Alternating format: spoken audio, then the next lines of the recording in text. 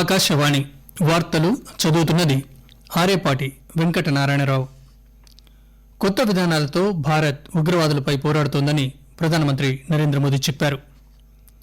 పుదుచ్చేరి సమీపంలో గత రాత్రి తీరం దాటిన నివర్ తుపాను రానున్న 6 గంటల్లో తీవ్ర వాయుగుండంగా మారే అవకాశం ఉందని వాతావరణ శాఖ తెలియజేసింది. కొత్త వ్యవసాయ చట్టాలకు వ్యతిరేకంగా ఆందోళన చేస్తున్న రైతులతో చర్చలకు సిద్దమని కేంద్ర వ్యవసాయ శాఖ మంత్రి నరేంద్ర సింగ్ తోమర్ చెప్పారు. జమ్మూ కాశ్మీర్ శ్రీనగర్ శివార్లలోని కుషిపోరా ప్రాంతంలో ఉన్న అబన్ షా చౌక్ వద్ద ఉగ్రవాదులు జరిపిన దాడిలో 2 భారత జవాన్లు అమరులయ్యారు. నేడు దేశవ్యాప్తంగా రాజ్యాంగ దినోత్సవాన్ని జరుపుకుంటున్నారు. కొత్త విధానాలతో భారత్ ఉగ్రవాదులపై పోరాడుతోందని ప్రధానమంత్రి నరేంద్ర మోదీ చెప్పారు. గుజరాత్ కెవాడియాలో జరుగుతున్న 80వ అఖిల భారత ప్రిసైడింగ్ అధికారుల సదస్సునుద్దేశించి వీడియో కాన్ఫరెన్స్ ద్వారా ప్రసంగించిన ఆయన నవంబర్ 26 ఉగ్రవాద దాడి గాయాలను భారత్ ఎన్నటికీ మర్చిపోలేదన్నారు. 2008లో పాకిస్తాన్ నుంచి వచ్చిన ఉగ్రవాదులు సరిగ్గా ఇదే రోజున దాడి చేశారని ఆయన గుర్తు చేశారు. ఘటనలో అనేక మంది విదేశీయులతో పాటు పోలీసులు విధి నిర్వహణలో ప్రాణాలు కోల్పోయారంటూ వారికి ప్రధాని నివాళులర్పించారు.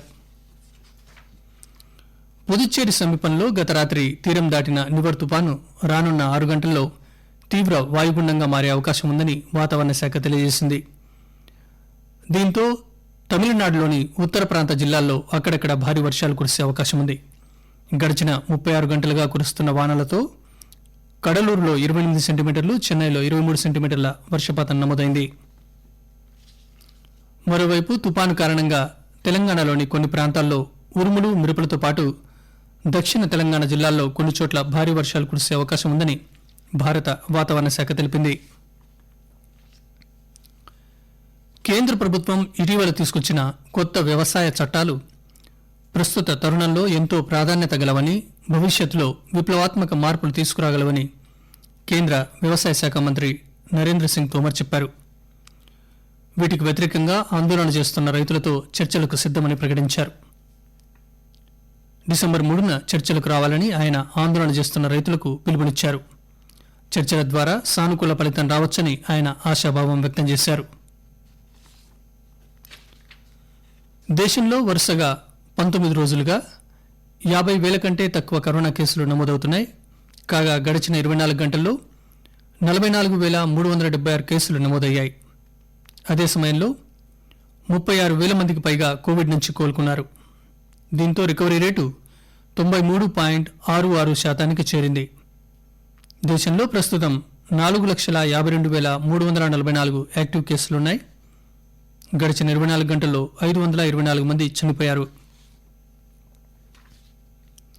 తెలంగాణలో గడిచిన 24 గంటల్లో 862 కొత్త కోవిడ్ కేసులు నమోదయ్యాయి. దీంతో రాష్ట్రంలో మొత్తం కేసుల సంఖ్య 2,66,904కు పెరిగింది. గడిచిన 24 గంటల్లో 3 మరణించడంతో మొత్తం మరణాల సంఖ్య 1,444కు చేరిందని రాష్ట్ర వైద్య ఆరోగ్య శాఖ ఒక బులెటిన్లో తెలియజేసింది. మరోవైపు హైదరాబాద్లో గత 24 గంటల్లో 164 కొత్త కోవిడ్ కేసులు నమోదయ్యాయి. ఆంధ్రప్రదేశ్లో తాజాగా 1,031 కొత్త కోవిడ్ పాజిటివ్ కేసులు నమోదయ్యాయి. రాష్ట్రంలో ఇప్పటివరకు 8,65,705 కోవిడ్ పాజిటివ్ కేసులు నమోదయ్యాయి. మరో 8 మంది చనిపోవడంతో మొత్తం మరణాల సంఖ్య 6,970కి చేరింది. రాష్ట్రంలో ప్రస్తుతం 12,615 యాక్టివ్ కేసులున్నాయని రాష్ట్ర కోవిడ్ నోడల్ అధికారి తెలిపారు. జమ్మూ కాశ్మీర్ శ్రీనగర్ శివార్లలోని కుషిపోరా ప్రాంతంలో ఉన్న అబన్ షా చౌక్ వద్ద ఉగ్రవాదులు జరిపిన దాడిలో 2 భారత జవాన్లు అమరులయ్యారు. తీవ్ర గాయాల పాలైన ఈ 2 సైనికులను కాపాడేందుకు డాక్టర్లు తీవ్రంగా యత్నించినా ఫలితం లేకుండా పోయిందని రక్షణ శాఖ అధికార ప్రతినిధి కల్నల్ రాజేష్ కాలియా తెలిపారు. మరోవైపు ఘటనా స్థలాన్ని సైనిక బలగాలు చుట్టుముట్టాయి. కూంబింగ్ కొనసాగిస్తున్నాయి. ఆకాశవాణి వార్తలు వింటున్నారు. రాజ్యాంగ దినోత్సవం సందర్భంగా రాష్ట్రపతి రామ్నాథ్ కోవింద్ కమ్యూనిటీ రీడింగ్ కార్యక్రమంలో భాగంగా రాజ్యాంగ పీఠికను చదవగా ఆయనతో పాటు దేశ ప్రజలు కూడా రాజ్యాంగ పీఠికను చదివారు. రాష్ట్రపతి భవన్ నుంచి ఈ కార్యక్రమం దూరదర్శన్ ద్వారా ప్రత్యక్ష ప్రసారమైంది. భారత రాజ్యాంగం రాజ్యాంగ సభ ఆమోదం పొందిన సందర్భాన్ని దృష్టిలో ఉంచుకొని రాజ్యాంగ దినోత్సవం జరుపుకుంటున్నారు. 1949లో నవంబర్ 26న రాజ్యాంగ సభ దీన్ని ఆమోదించగా 1950 జనవరి 26 నుంచి రాజ్యాంగం అమల్లోకి వచ్చింది. 2015లో డాక్టర్ అంబేద్కర్ కు నివాళిగా ఎన్డీఏ ప్రభుత్వం తొలిసారిగా రాజ్యాంగ దినోత్సవం నిర్వహించింది. రాజ్యాంగ దినోత్సవం సందర్భంగా కేంద్ర సమాచార ప్రసార శాఖ పర్యావరణ శాఖ మంత్రి ప్రకాష్ జవదేకర్ తన సిబ్బందితో కలిసి రాజ్యాంగ పీఠికను చదివారు. సిబ్బందితో రాజ్యాంగ దినోత్సవ ప్రతిజ్ఞ చేయించారు. కార్యక్రమంలో సమాచార ప్రసార శాఖ కార్యదర్శి అమిత్ ఖరే ఇతర సీనియర్ అధికారులు పాల్గొన్నారు. రాజ్యాంగ దినోత్సవం సందర్భంగా రాజ్యాంగంతో పాటు ప్రాథమిక హక్కులు విధులపై రాసిన ఆర్టికల్స్తో రూపొందించిన ఈ కంపెండియంను కేంద్ర సమాచార ప్రసార శాఖ మంత్రి ప్రకాష్ జవదేకర్ కొత్త ఢిల్లీలో ప్రారంభించారు. 70 సంవత్సరాల రాజ్యాంగంపై ఈ బుక్ను రూపొందించారు. రాజ్యాంగ దినోత్సవం సందర్భంగా తెలంగాణ గవర్నర్ డాక్టర్ తమిళిసై సౌందరరాజన్ రాజ్భవన్లో ప్రత్యేక కార్యక్రమం నిర్వహించారు. రాజ్భవన్ సిబ్బంది చేత రాజ్యాంగ దినోత్సవ ప్రతిజ్ఞ చేయించారు. ఈ నెల 30న భారత్ నేతృత్వంలో వర్చువల్ విధానంలో జరిగే షాంఘై సహకార సంస్థ సమావేశానికి తమ ప్రధాని లీ కికియాంగ్ హాజరవుతారని చైనా వెల్లడించింది. 2017లో షాంఘై సహకార సంస్థలో చేరాక భారత్కు నేతృత్వం లభించడం ఇదే ప్రథమం.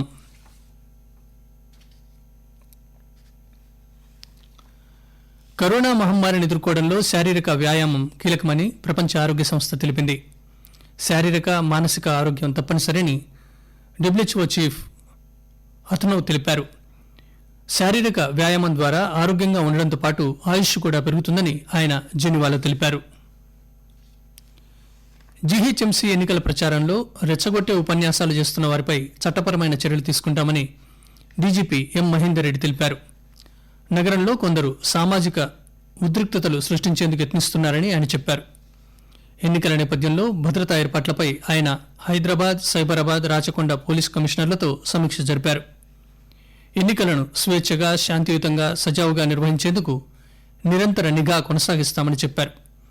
అక్రమ పాస్పోర్టులు, ఆధార్ కార్డులతో హైదరాబాద్ నగరంలో ఉంటోన్న రోహింగ్యాలను పెద్ద సంఖ్యలో అరెస్ట్ చేశామని తెలిపారు. ప్రధానమంత్రి నరేంద్ర మోదీ ఆకాశవాణి ద్వారా తన మనసులోని భావాలను దేశ ప్రజలతో పంచుకునే మన్ కీ బాత్ కార్యక్రమం వచ్చే ఆదివారం 11 గంటలకు ప్రసారమవుతుంది. ఇది 71వ సంచిక. ఆకాశవాణి, దూరదర్శన్ నెట్వర్క్లు, ఏఐఆర్ న్యూస్ వెబ్సైట్ www.newsonair.com మరియు news on air mobile app పైన ఈ కార్యక్రమాన్ని మీరు వినవచ్చు.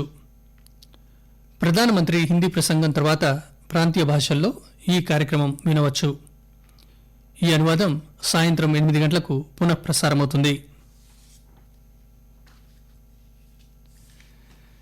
జీహెచ్ఎంసీ ఎన్నికల సందర్భంగా ఆకాశవాణి హైదరాబాద్ కేంద్రం ప్రాంతీయ వార్తా విభాగం ఎన్నికల ప్రత్యేక కార్యక్రమాల సిరీస్ను సమర్పిస్తోంది. ఈ కార్యక్రమాన్ని ఆకాశవాణి హైదరాబాద్ కేంద్రంపై ఈ రోజు నుంచి 3 రోజుల పాటు ప్రతిరోజు మధ్యాహ్నం 2:30 గంటల నుంచి వినవచ్చు. న్యూస్ అప్డేట్స్ కోసం హైదరాబాద్ ట్విట్టర్ హ్యాండిల్ @ARNews_Hyderabad ను ఫాలో కండి. ఏఐఆర్ న్యూస్ హైదరాబాద్ యూట్యూబ్ ఛానల్ను సబ్స్క్రైబ్ చేయండి. ముఖ్యాంశాలు మరోసారి.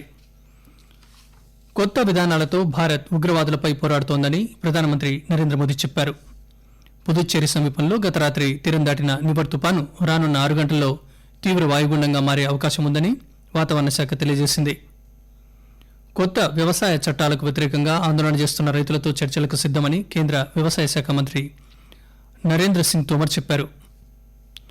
జమ్మూ కాశ్మీర్ శ్రీనగర్ శివార్లలోని కుషిపోరా ప్రాంతంలో ఉన్న అవన్ షా చౌక్ వద్ద ఉగ్రవాదులు జరిపిన దాడిలో 2 భారత జవాన్లు అమరులయ్యారు. నేడు దేశవ్యాప్తంగా రాజ్యాంగ దినోత్సవాన్ని జరుపుకుంటున్నారు. ఆకాశవాణి వార్తలు ఇంతటితో సమాప్తం.